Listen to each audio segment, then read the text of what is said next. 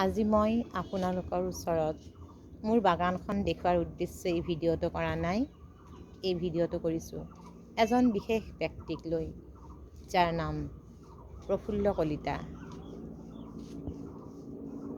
16-17 বছৰ বয়সতে নলবাৰীৰ পৰা আহি মোৰ মাৰ ঘৰত আশ্ৰয় লৈছিল আৰু আজি এতিয়ালৈকে প্ৰায় 30 বছৰ ধৰি আমাৰ লগত যি এক সম্পৰ্ক, তাক যেন ভাষাৰে বুজাব নোৱাৰি।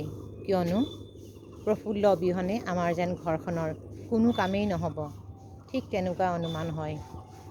পূজা, ঘৰ, ল'ৰা ছোৱালী, বিবাহ সকলো ক্ষেত্ৰতে কিছুমান সম্পৰ্ক সদায় হৃদয়ৰ সম্পৰ্ক হৈ যায়, যিটো নেকি তেজৰ সম্পৰ্ককো চেৰ পেলাব পাৰে। আৰু এই প্ৰফুল্ল এটাই ধনাত্মক চিন্তা সদায় তাৰ, যে মই সৎ উপায়েৰে সৎ উদ্দেশ্যত সকলোৰে লগত যেন মিলি থাকিব পাৰোঁ।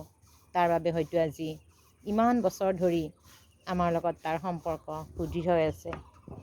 এয়া চাওক প্ৰফুল্ল, তোৰ আমাৰ ঘৰত আজি ইমান বছৰ কাম কৰি থাকি কেনেকুৱা লাগে? ভাল লাগছে। 30 বছৰে আছোঁ কাম কৰি।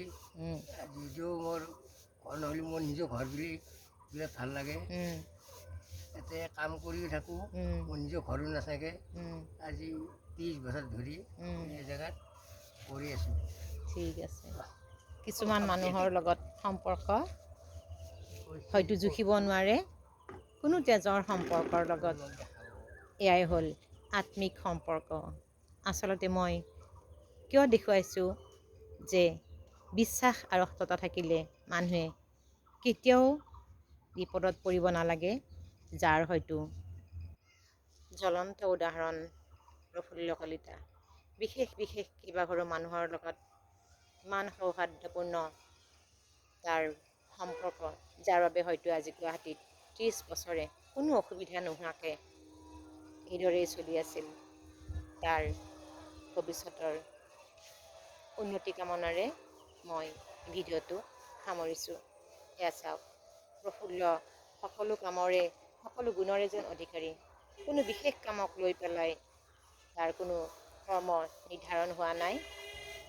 খৰি কটাৰ পৰা, কালাৰ কৰাৰ পৰা, পেইণ্টিং কৰাৰ পৰা সকলোখিনি কাম খুব সুন্দৰভাৱে কৰে। আপোনালোকে আশীৰ্বাদ কৰিব।